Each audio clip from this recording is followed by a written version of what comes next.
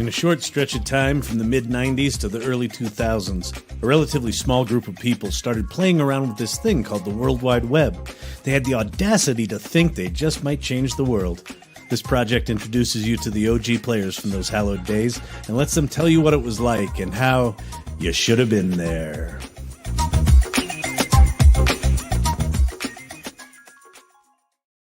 Episode 32. Today we're talking to Matt Zucker and Gabe Weiss. These are some OG players from the OW. I just came up with that. The OW, the original. What do you think? That's something new. I hadn't seen that before. Well done. OG from the OW? Come on. You obviously had at least a 10-minute break between your real job and this to come up with that creative piece of, That's the thing. I've never had a real job. No, I can't get one of those. By the way, congratulations on your new real job. Thank you.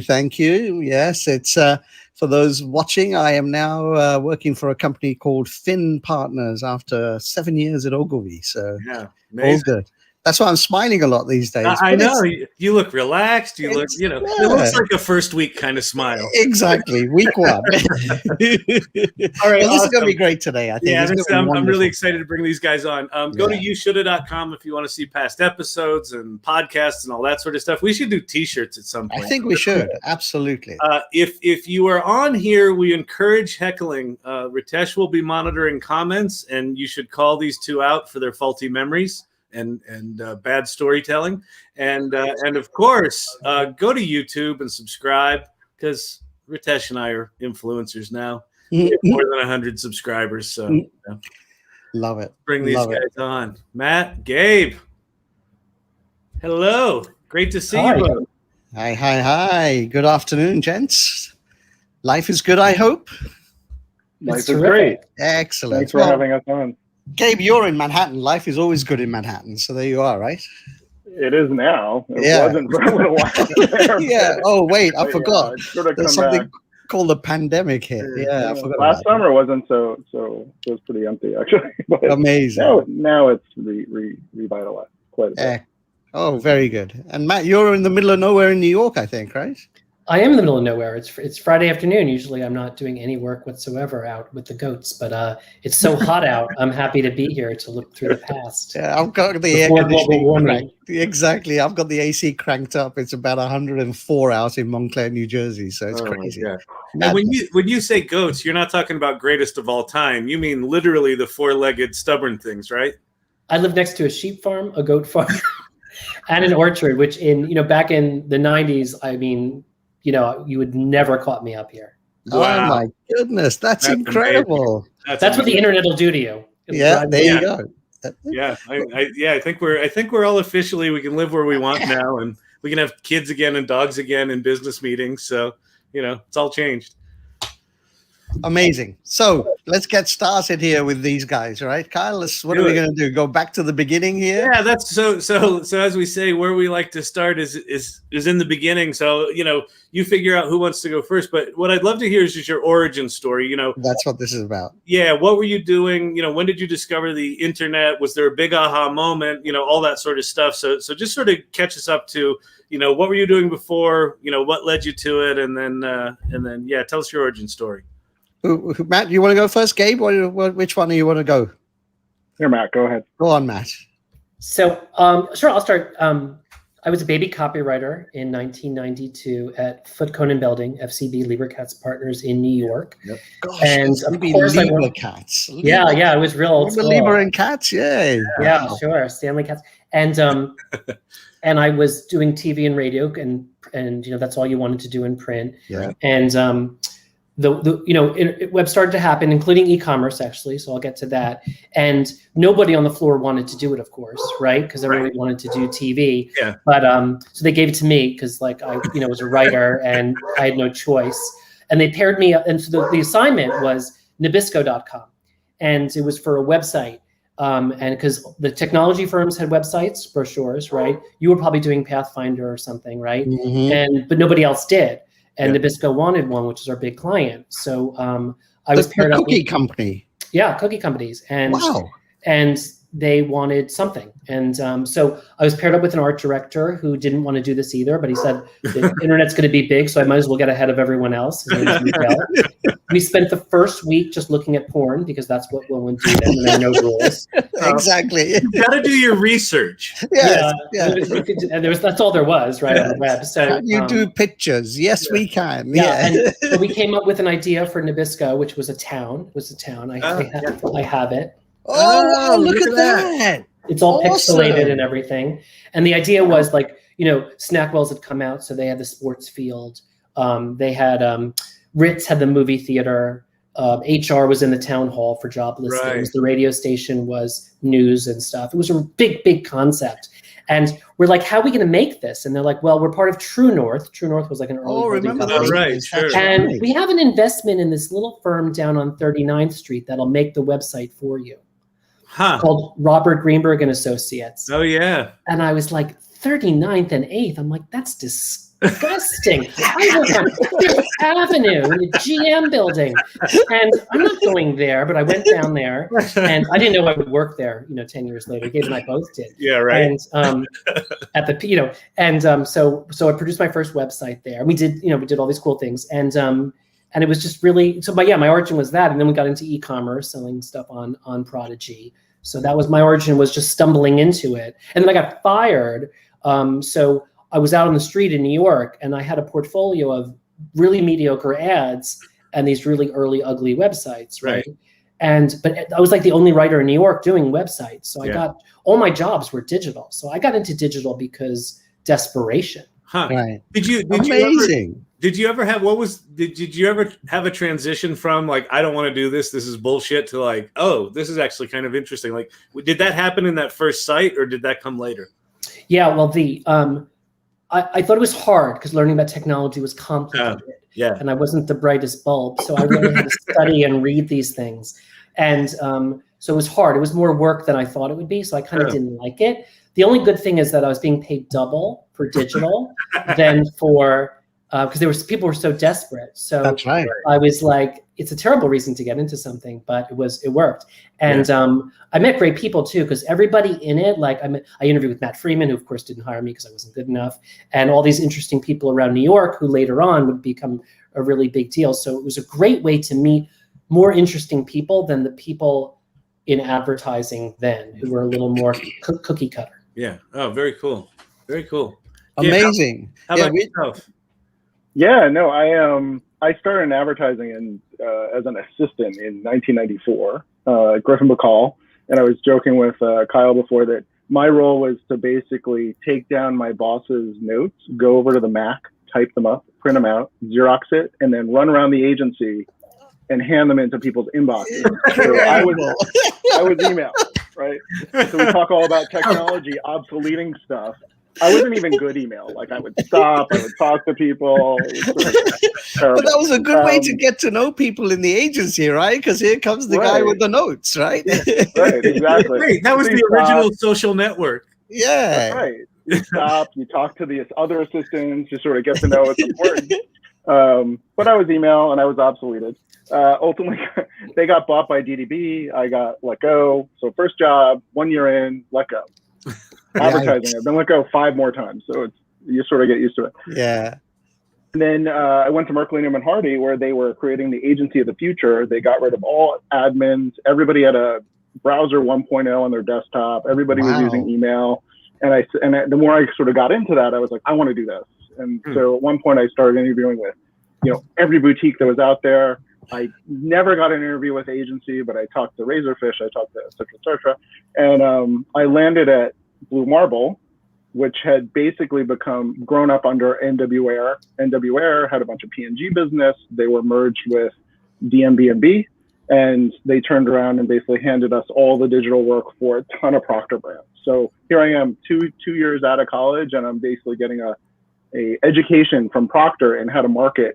But they're looking at us and going, take all our money and figure out how to this whole digital thing. So it went from like process to like, I don't know, just figure it out and do some buy it, And here's $2 million. Go do something, right? It was like figure out research, figure out promotions, figure out e-commerce. I mean, Pampers showed up and they're like, here's a book, put it online and make a website. You know, That's one of the themes of these shows is very often, the sort of underlying theme was nobody knew how to do it. And it was just like, we can figure it out. Just go figure it out. And Procter had a really cool thing then, which is why we were able at Blue Marble to do cool work, was they had a matching thing. So if corporate would match a brand manager who wanted to do something in emerging. So a lot of innovation was driven by matching money. And right, Gabe? Because we got to do cool stuff. Yeah, and they were motivated. Their digital team basically had a fund to try stuff out. And some of those people, they've grown up and blown up in all these different places. The Procter people have just emerged elsewhere. Some of those clients we worked with back then, we were like, let's figure it out. And now they're like, the head of Samsung and the head of Nielsen Media for a while, and on and on and on. So all these guys ended up in great places. So where was Blue Marble based? Blue Marble was Blue Marble was in Worldwide Plaza where Ogilvy was and Universal Records. Oh, yeah. But it was on the mezzanine. It was this weird second Initially, story. Which was great if you smoked because you could get outside really fast. Or if you were secretly, like I was, interviewing at Ogilvy, you could easily go out and go in the other elevator and go interview for a job. But that's where it was. Amazing. I didn't realize that. Because Ogilvy moved there. Right. Yes. NW Air was there too, I think. That's why. Yeah. Okay. We eventually moved upstairs, but that little mezzanine corner was fantastic for a while. It seems like there's quite a few alumni, as we do these, you meet, folks go, and so, like you just mentioned, Gabe, so someone's over at Nielsen, now somebody's over at Samsung. It seems to be the trend as well, right? Yeah. Who was at Blue Marble was, I remember it was this quiet little designer in this chair, and he barely spoke and stuff like that too. Ray Inamoto, the best designer. Yeah, he was the best designer in the building, and he was so quiet, and nobody knew he'd become Ray Inamoto of AKQ. Amazing! Oh, totally. Amazing. Yeah, little Ray in the corner over there. The designs are awesome. He was like right out of school, I think, at the time. So here you guys. So is that where you two met then, Matt and Gabe? Is that sort of Blue Marble was sort of the coming together of you guys? Yeah, we so I sort of was an account person trying to figure out strategy, and Matt showed up with like ready to do these creative ideas for everything, and sort of the two of us were able to be like, I don't know, let's figure this out. Like you said, with all the problems we had. I showed up when I showed up with Gabe was running the Scope account, and he was about to launch this Sealed with a Kiss, which was this really cool viral, but he can explain what it is too. But I showed up during QA, and I remember Gabe being kind of a tyrant account director and really stressed out because it was about to launch. And you remember then QA was torture. Like we all didn't know what was going to happen, and how do you even do it? This is 1998. This is 1998. And it was a big deal because it was Procter and it was Scope, and it was very innovative. Yeah, so that was Procter had just had this great new campaign launch that was Get Kissably Close with Scope. And so we're working with the brand manager, and he's just like, I want to make digital pull people together like the idea of the campaign. So how do we experience enabling people to do that digitally? And how do we create a whole new ad unit? And how do we just do something interesting? So, we had to work with the media teams just to get it placed. And it was the first sort of pop over that had a little website in it. And it was served up as an ad unit. It was basically like send a friend a little animated kiss. And the second iteration, we started making these stories that you could customize in Flash that you could then email off to your friends. And at one point, the Procter internet person said, I'm going to receive this. What if we let people send their own? And we didn't have to pay in media for them to do that. And we're like, oh, okay. So we're like, there's an idea. Yeah. Wow. And then we're like, well, what could we track this? And so I'm in the log files doing like Excel, like figuring out viral marketing. Did you hear that? The account guy was in the log files, right? Exactly. Yeah, we're like making up reporting before reporting existed. Yeah. And these things were awesome. So P&G ultimately gets like named, digital marketer of the year, and they show a bunch of products, and Scope Bottle is like the biggest product of like all the others that had spent money. So over the crest and the pans, which we worked on, that was a lot of fun for Matt and I.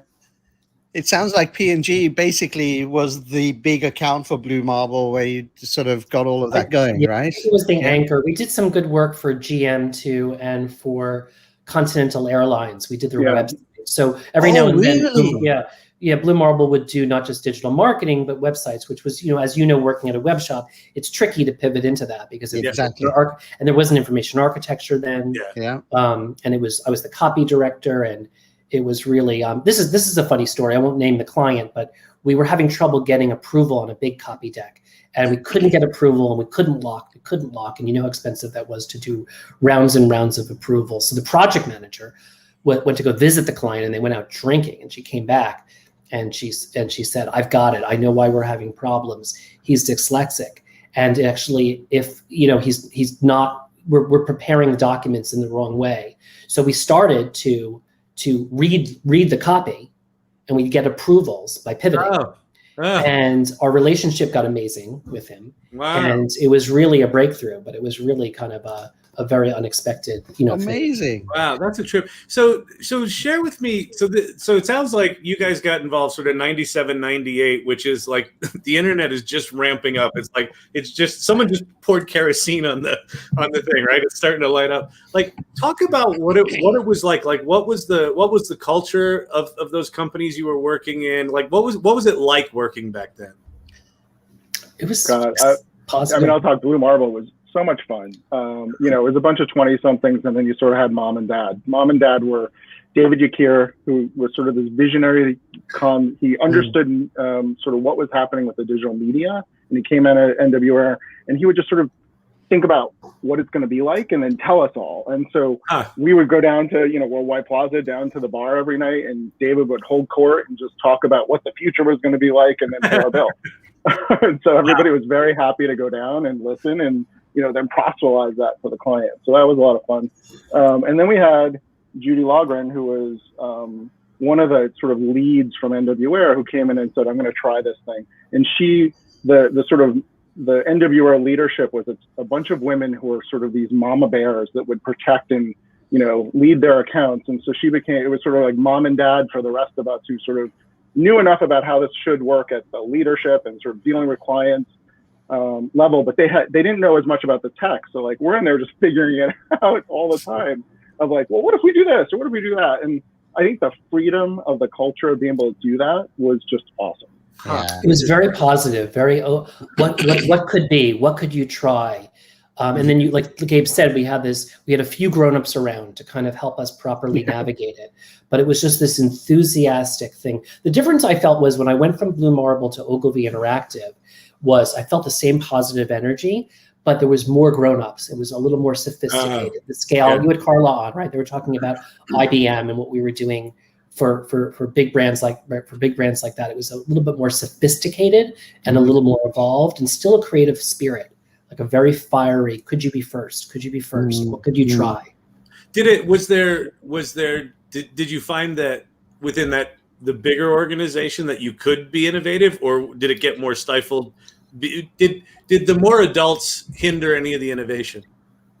Yeah, that was hard. I mean, that was horrible. Big work, and I've worked on both sides of the more conventional agency and then the digital things. But it was pretty much a battle. You were being squashed at every turn. There was fear. There was bias. There was the default of TV. There was not trusting you, definitely with video production for sure. That was pretty sacred. Yep. So, you can animate. They didn't even want their banners animated. It was really, it was pretty rough. So you wanted to be in your bubble. So that's why you saw that divide for a while of people choosing independent digital shops where you're protected and safe. Yeah. But you might lack resource or something. Or being embedded in the big shop where you have bigger access to brand strategy, right, and a little more glamour in a way, but you were the other. You were Cousin Oliver in the Brady Bunch. Well, do you remember this, Ritesh? This is so that divide, like it still exists. I don't know. This was 4 or 5 years ago, and we're doing a project with Ogilvy with Ritesh, and at one point Ritesh calls me up. He's like, "Hey, dude, you have a meeting Thursday with our team, right? I'm like, yeah. He goes, can you get me invited to that, or can you add me to that? I'm like, it's your company. He goes, yeah, they won't let me in. Can you put me in? I was like, are you serious? So yeah, always the stepchild, right?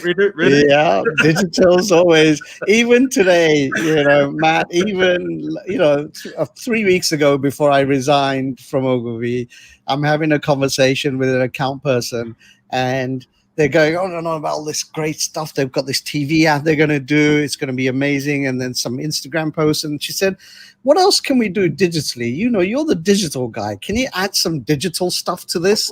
I'm like, it's 2021, right? I was doing this conversation in 1996.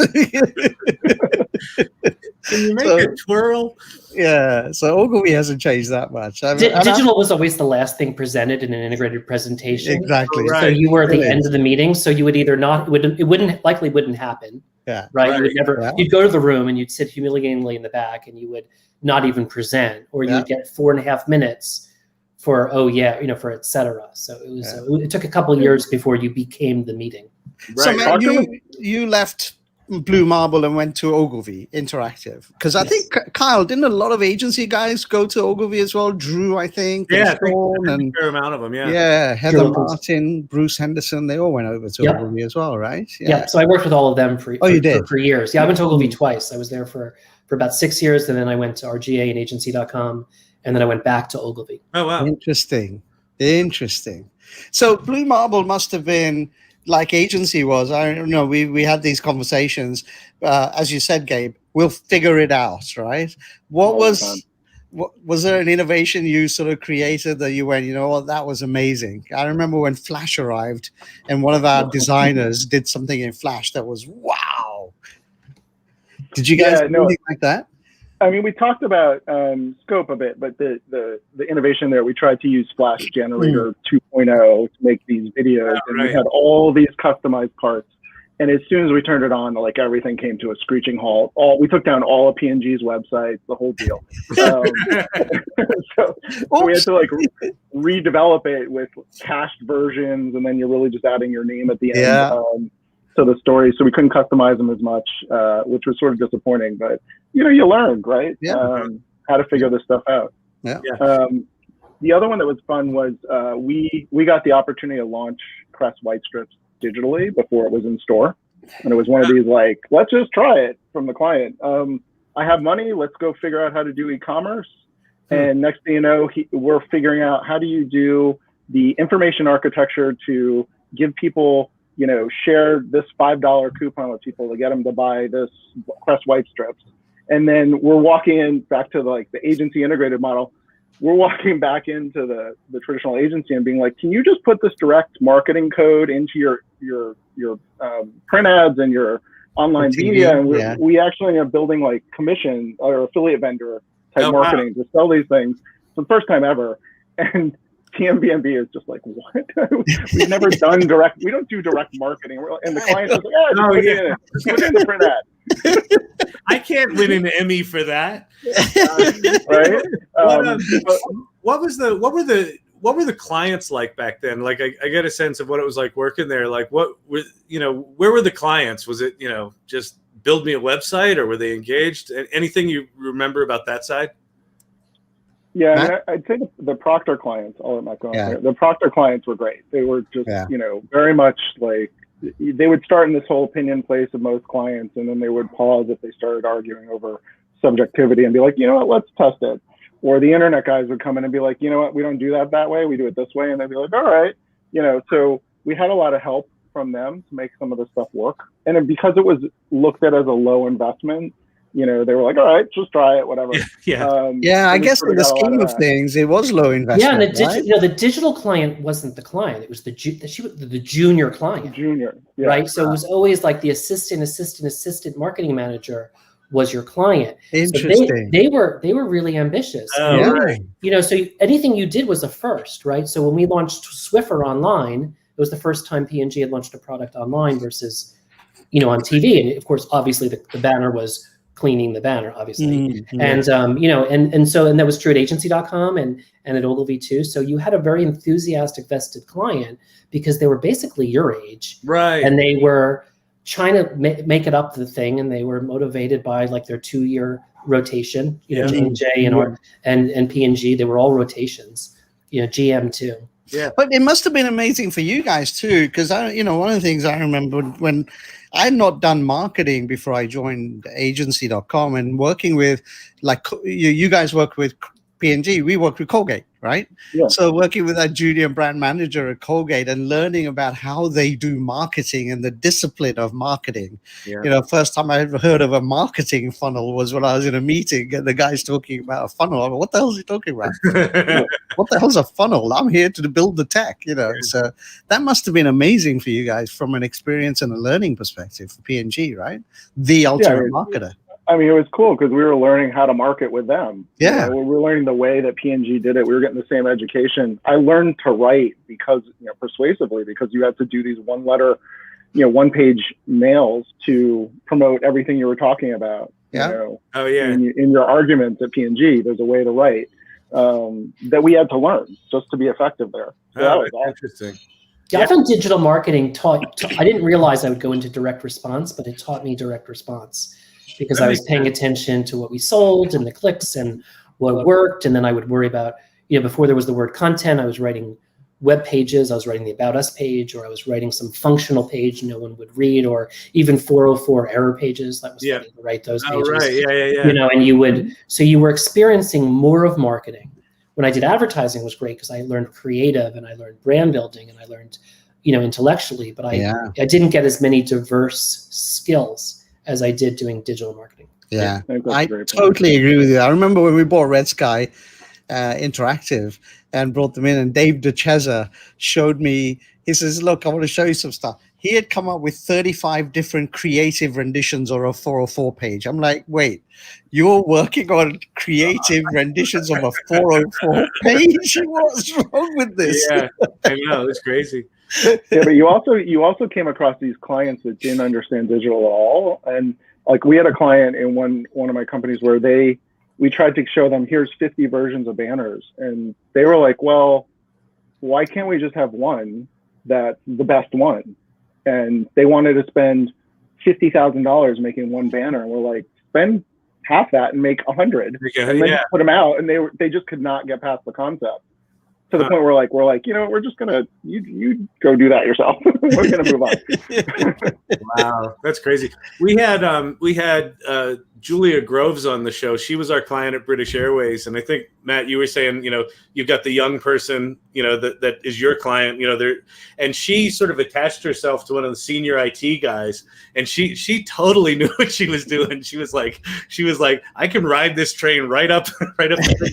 He did. She was remarkable. Like he got things done from a technical perspective, and she became sort of the one that explained all this crap we were building to the organization. It was pretty wild time. I got to work on British Airways at agency.com, and what I loved about it was our US marketing clients it was such a wonderful relationship. And you could call them when you were going to London and they would upgrade you. So I would fly business class. But the London clients didn't. So I'd fly back coach. Oh, look at this. Tom Hespus is on. Tom's in the house. Hey, Mr. Hespus. We interviewed him a couple of weeks ago. It was great. Yeah, we both worked with Tom. We both did. And by the way, ACG stands for Advanced Communications Group. How cool is that? What? Wow. That was the ACG. Somebody else on Blue Marble. Yeah. Amazing. That's awesome. Wait a minute. Was Tom at Blue Marble as well? Yeah.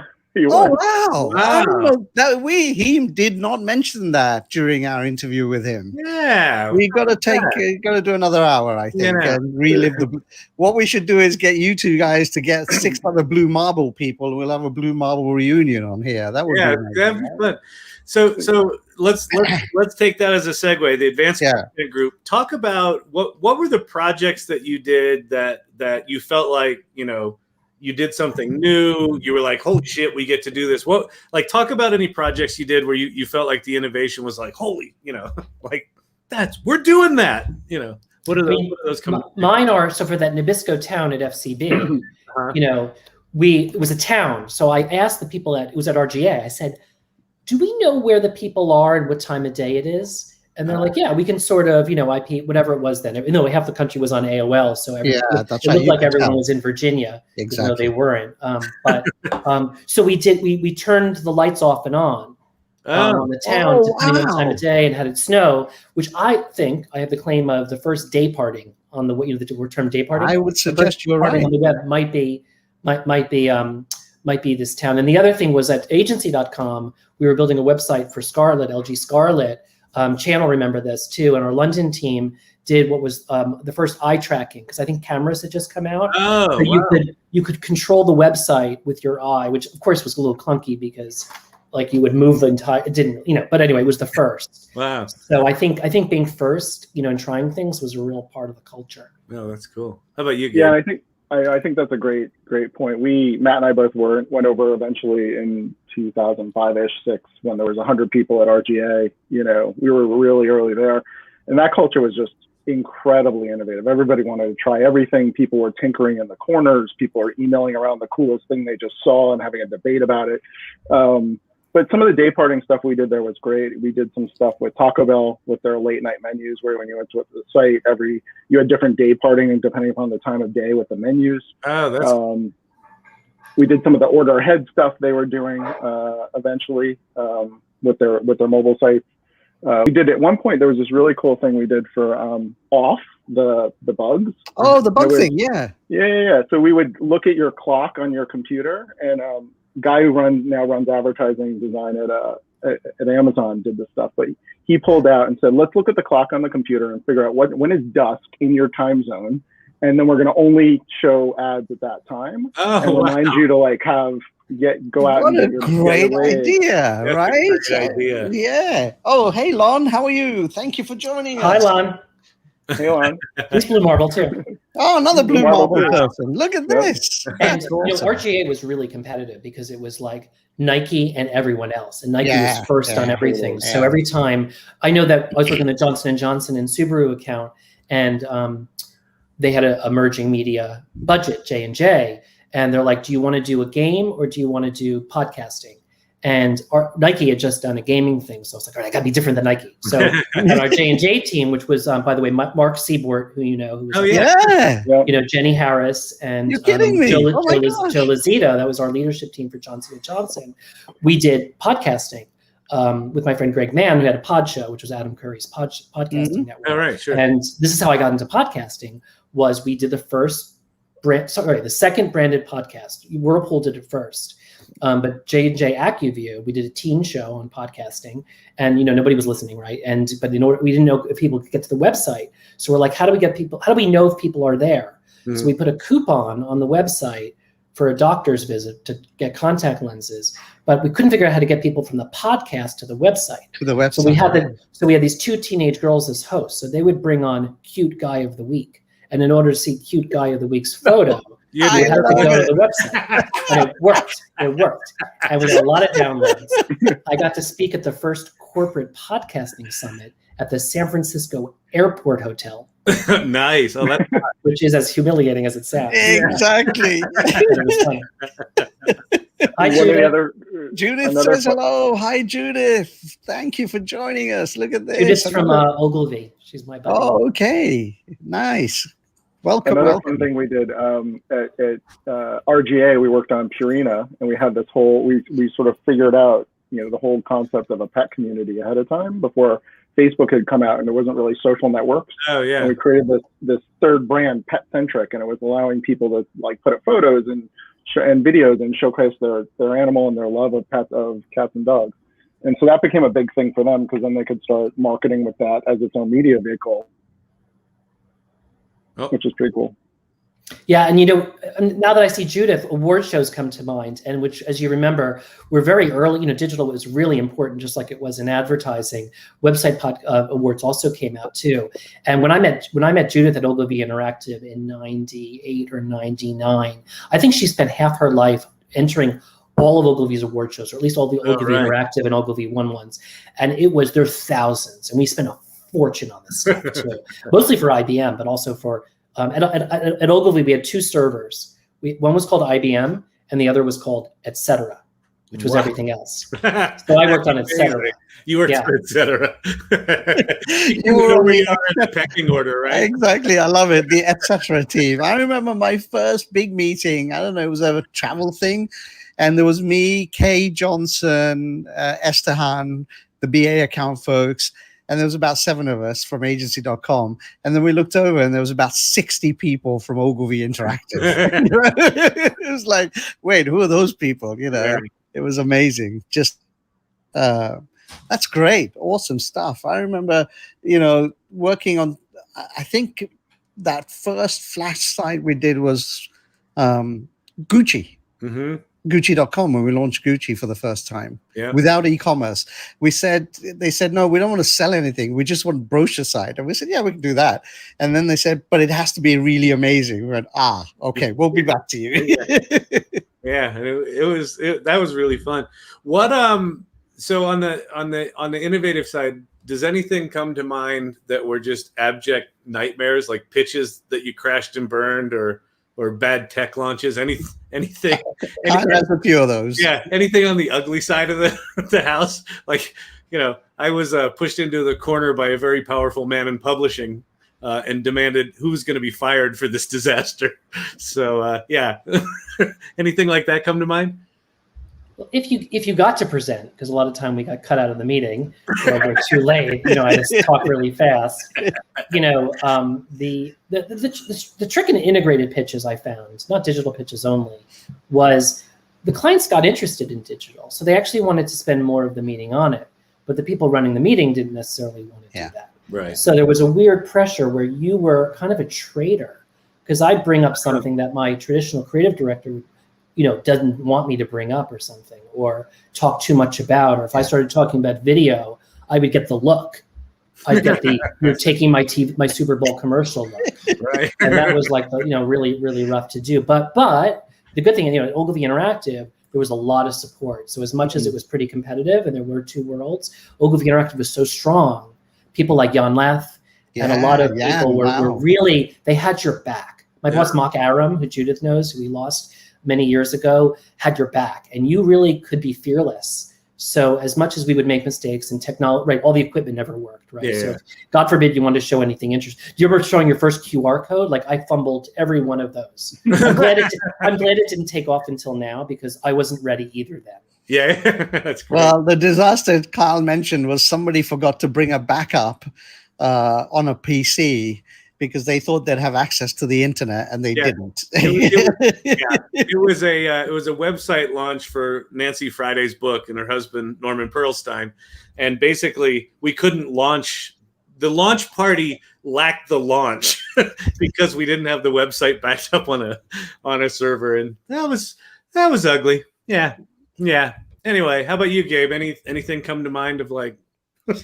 That was to Matt's point, I think we had a lot of we had adults around us to ensure that even when we messed up, things would sort of work, or help people understand that the thousands of calls coming in were actually only like 3 or 4 people complaining about something, and sort of put it in context. I think my worst mistake ever was in traditional advertising, where we had all new ads going in front of the board of a company at their shareholder meeting, and big party, all new ads. And the boss said to me, like, hey, go make a loop of this reel. And I went upstairs to the guy who does the loops, and I said, hey, can you do this? And he said, sure. Turns out he was a freelancer. He gave me the tape, and I ran down and gave the tape to my boss, who went out to the meeting. And there was nothing on the tape. No. And the tape, and I didn't check the tape. So of course, so it was just like a black tape that went on, and my poor boss had to dance through that. But that's when you do the trust me. The ads are really good. Yeah, they're amazing. Let me act them out. Exactly. So that was probably my worst case. In the digital world, I think those integrated teams got really interesting, where you'd have, the promotions agency would come back with digital ideas, and you're like, okay. I had a client, I was in a room, and there's a few of us in the room with the client, and all the integrated teams are on the phone pitching ideas, and one of the teams says, you know, what I really think we should do is a chat message board. And the client puts the button on mute, and she goes to all of us in there, and she goes, out of the 25 ideas we're looking at, chat message board is probably 26 or 27 for us to focus on. And we're like, oh, okay. All right. You got the hit. Yeah, that's amazing. Judith just mentioned that she had done something where somebody had to. Oh, there you go. Well done. We did so many of those local fights. Yeah. Oh my God. So every time you turn something on and it just turns off the internet. I mean, it's just crazy. The crashes. The amount of crashes we had, the amount of servers we had to buy. I think at one point we had more Sun servers than anybody else downtown. I think, you know, it was sitting in a room. We also in the 95, 96, a big part of the pitch was you would carry a computer into the room and you would go, "This is the internet." you would carry the internet in and show it to them, and they'd be like, "Ooh, yeah, it's going to be great."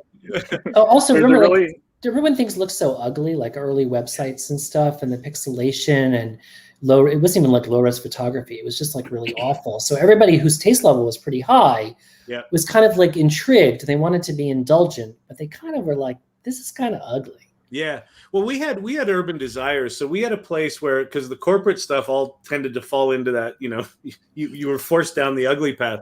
And we had Urban Desires where our designers were allowed to play. And a lot of that stuff like became foundational for like the Gucci work when they wanted something sexy. We're like, well, we have a art and culture magazine over here where we've done that. So the designers got to work out some interactive and design stuff over there. So that helped.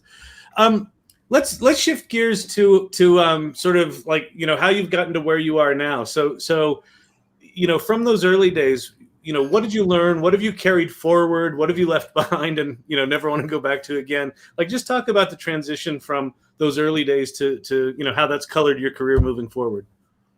Matt. Well, I've written about this extensively, so most of the world knows, but I really kept moving. I kind of was ambitious and I kind of went fast. And I don't know if I went too fast because, you know, I got to RGA at the peak. Gabe and I were there. It was amazing. We were launching a car for Subaru and my Johnson & Johnson count was exploding. I was working at the highest caliber shop in the land at that time. And then like your ego gets big. And then I was like, I want to run a shop. I don't want to just run a group. And I lucked out because I got the agency.com job to be ECD of New York, which was a great job. But so I left RGA pretty soon after only about when was that? Like 2005? Yeah. Something like that, right? Yeah. And so I went, you know, and everyone was at RGA was like, you're crazy to leave. RGA was like at the peak at 2003. I'm like, I'm going to run a shop, you know? Amazing. And so that was a real management job because we were trying to turn it around. We were imploding. It was really rough. But I lucked out because I met Chan, the founder, and who I later followed to where I am now in management consulting at Profit. But I didn't know that then, right? So and then I went back to Ogilvy, and so I really got into. So what I learned, I think, was you can move really fast. I think the connection to business, because you're so, like you were talking about with digital marketing, you're so close to the performance. It was easier to switch topics. So one skill I built was I could switch from talking about advertising to direct marketing to digital to content to even some like light tech and the stack and what it takes, and even data. I could even almost fake my way through a data conversation, and that was unique for a creative to be able to do that. But a lot of my peers, right? Bruce Henderson, Martin Tor, they all can do it too because they were in digital. So it was kind of it was a great thing to carry forward for later. Yeah, I think Adam Critchio was still there at agency at the time, right? Was he there when you joined, Matt? Adam Critchio, or had he left? I think he had left. I think he had left by then. It was a mass exodus. So we kind of had to rebuild it. It was like Katie Daggett was there. Katie Daggett, right? She was still. I remember when I left, there was about 20 people left in the New York office in 2002, and Katie and Adam were running the place for a while. So that's amazing. Amazing.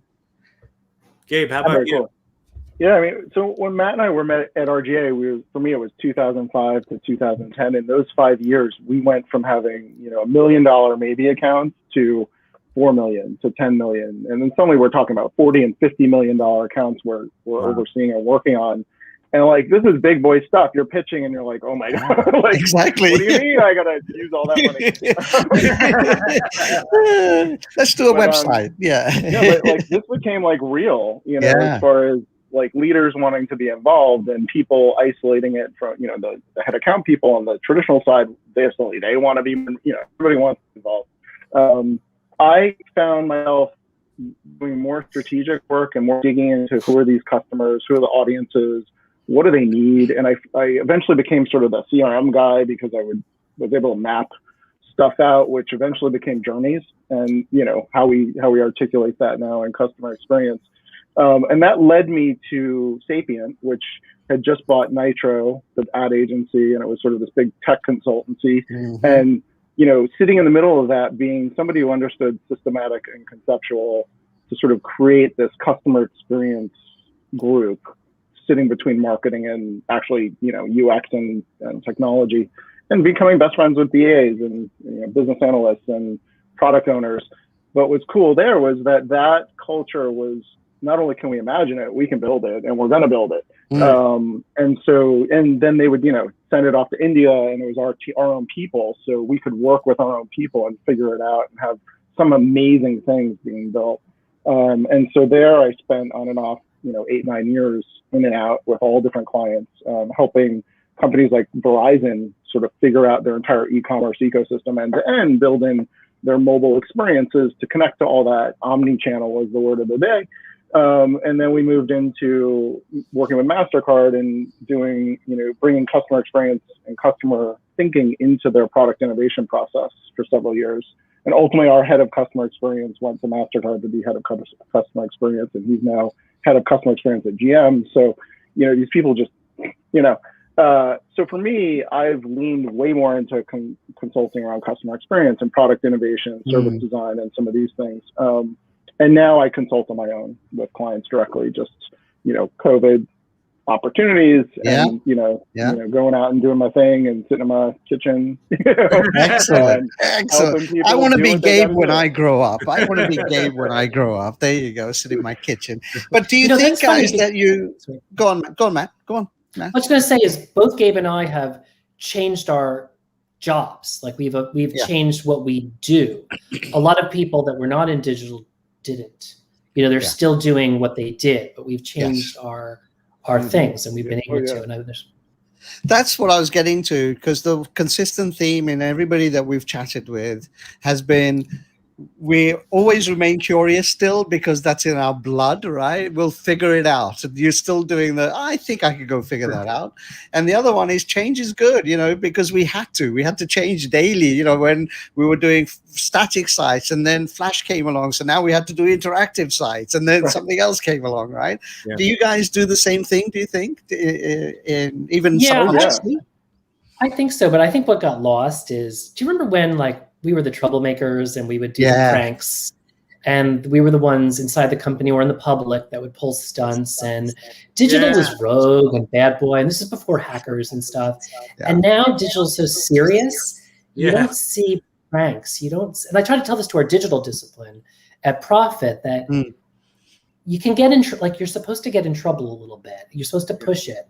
Not just be curious, but go play and, get in trouble. And I think that's not here anymore. I think I miss it. I agree. I think totally agree. Yeah, I think I think because none of that stuff had existed before, there was lots of boundary pushing and exploration in design, in experience, create a city, make it a theme park, whatever it was. And I think everything's gotten so systematized now and so complicated now. Like if to launch a website today is not go write some HTML and launch it. There's 30 different things you need to do just to write, So I agree. I think the playfulness has largely gone away, and I miss that. It would be nice. And maybe Judith agrees. Judith agrees. Yeah, there you go. Yeah.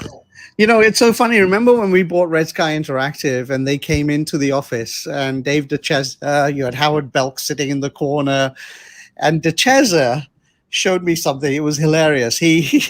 He basically they had the jerky account and they were doing these animated jerky things, but he figured out a way to send them to other people's computers on the network, right? So you'd be sitting there talking to a client, all of a sudden this jerky thing appears on your screen, and runs. But then he figured out how to simulate a crash and a blue screen of death on your machine as you're working, and all of a sudden the whole thing goes blue. It was just a takeover thing he'd figured out, right? Yeah. And that sort of stuff that we used to do that all the time, to your point, Matt. I think it's amazing. Yeah. But that drove the creativity as well. You know, you used to say, how the heck did he do that? Yeah. And how can we now use it? Right. So really interesting. Very interesting. Matt and I were talking about at Blue Marble, we had this guy, you know, back before we had passwords on our computers. Whenever people were in meetings, he would run around to each other, to different computers, and he would have a whole text message on AIM. Yes. And he would message about him and how awesome he was among like multiple computers and like back and forth. Oh, I love that guy. He's so amazing. He's so cute. He does great work and all this great stuff. And then they would come back to their computer and be like, "Oh, what's going on here?" Who did that? I love it. I'd love to name him, but I'll be good. The other thing we've realized is that the statute of limitations for most of this stuff have long since passed. So you can name names now. But I agree with you guys. There's a lot less sort of creativity and things that really are like, oh my God, that's awesome. Like the other day, everyone was sending around, you know, the KFC GPU where it's like one of those. You guys. Yeah. Remember that? And remember when I think what was the dancing chicken thing? What the heck was that again? Remember that? Serbian chicken. Serbian chicken. Remember that? So there's certain milestones that I think we probably all make slides about in internet marketing culture, right? Yeah. So for video, it was the Numa video. Do you remember that? Right. That was music, and I was just like, "What is YouTube? What the hell was that?" Serbian chicken was social. It was probably social. That was like the first. Yeah. I remember sitting there trying to figure out how the heck they did that. Totally. Right? Just spending hours going, how did this work? You know, it was hilarious. You don't do that anymore. You know, I think that's part of it. But do you think, guys, you know, again, those origin stories, and do you stay in touch with, I didn't realize Tom Hespos, for example, was part of Blue Marble. Have you stayed in touch with some of these folks? Because we've done it on the agency.com side. We've stayed in touch with so many people doing some incredible stuff these days, right? People like Chan, for example, you know, at Profit. Have you done similar things with the RGA Blue Marble alumni, if you wish? Yeah, I mean the RGA alumni they've actually had strong, right? They have annual things every year for a long time, and even they used to do a bunch of events down at South by Southwest, and they would actually have alumni parties at South by Southwest because there's so many people there.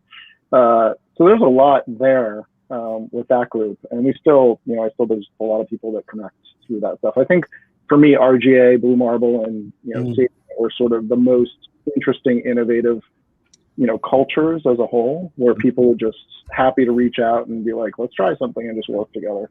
I tend to stay in touch with people also because I work with them again. So like Gabe and I have worked together a couple of times, and Kedma Brown and other people, like Mark Seaboard, like it just multiple times. I think that does it too. And then there's a lot of these alumni groups. The other thing is like remember we used to travel, everybody, but like, when you work for, when like at Ogilvy and RGA, like there were global companies, and you would meet people, and then now when you go places, I see them when I would travel, and it's like their relationships, where if you were a jury, like I was on a lot of juries, so like I stay in touch with other people on my jury because like they made friends. It's amazing. Judith has got a great memory. Kyle, you got to pop this one up. This sounds hilarious. Do you guys remember this, Matt? When we launched Blue for Amex, we did some ads with animal cracker visuals, and the client noticed in the presentation, two of the animals were in an improper position. That's funny. Whenever you left the designers to their own accord, interesting things would happen. Yeah, exactly. Easter eggs. I totally, that all of that stuff, Easter eggs, the pranks, all of that, I think has definitely gone. As I said, I just spent the last 7 years at Ogilvy, and it is it's serious stuff now, right? There's not much. Well, a lot of digital lot of digital people didn't grow up learning brands, right? Yeah, so they would come out of writers in the content would come out of journalism, or filmmakers, designers would come out of real design, So so now they're representing brands, and they either didn't have the rigor or didn't care behind what is brand strategy and stuff like that, and just like brand folks, right, didn't always understand the business or understand the technology. So, where you come from often matters. We say that with clients, right? Do they come from the performance marketing side, or they come from the advertising side? And it's very different flavors of folks. Yeah. And a lot more attention these days on media more than anything else, right? I was just going to say that the programmatic approach to, we can drive eyeballs, not with creativity or not with engagement, but with math and automation. Like, I think that sort of by its definition sort of, shuttle some of the creativity off to the side. But I don't know. I remain hopeful and optimistic that there's a building pressure to return to that, that kind of exploration, because it does seem to be missing. And it's like little, tear. Gabe, you were going to say something, I think. No, I was going to agree. I mean, I think we struggled with this for years, where working media was where the money went, and even we had to, review creative that was being made by, whatever.com, who was building on behalf of the brand. And we're like, that's wrong.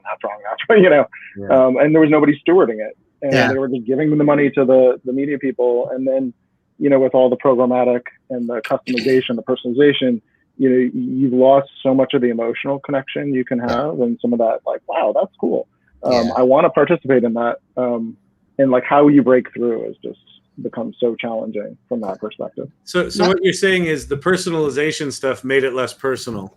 I like it. That seems like the good unintended consequence of all this, right? I remember a client saying to me the other day, the best thing about digital, you can measure everything. I'm like, yeah, but that's also the downside. They're like, do you want to? I know, great.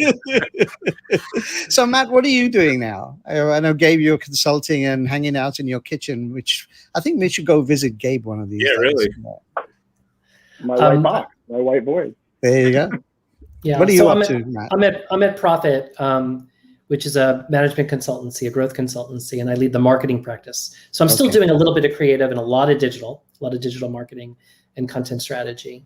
But I'm there. I followed Chan from agency. Yeah, Chan's over there. That's right. Yeah, Chan. I mean, it's a really funny story, because Chan said, have you ever thought about coming upstream? And I'm like, upstream? And I'm like, the logo people? And I'm like, they were the last to get digital, right? Like, they were the last, right? Yeah. He's like, no, you'll love it. The briefs are great. The assignments, we're building out digital and stuff. So it was really fun. Oh, fantastic. Kyle and I never got that call for some reason, Kyle. Yeah. We did not. We must mention that. I have a red phone. I'm waiting for it to ring. I was cheaper than you two. That's what it was.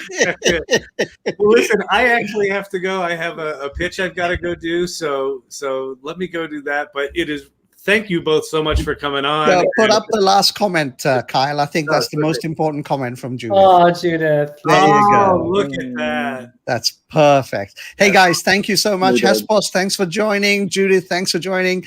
Gabe and Matt, this has been so much fun. I could go for another hour with this. So really appreciate your time today. Thank you for having us. Really appreciate it. All right, guys. Thanks. Have a great weekend. Thanks, everyone. Bye.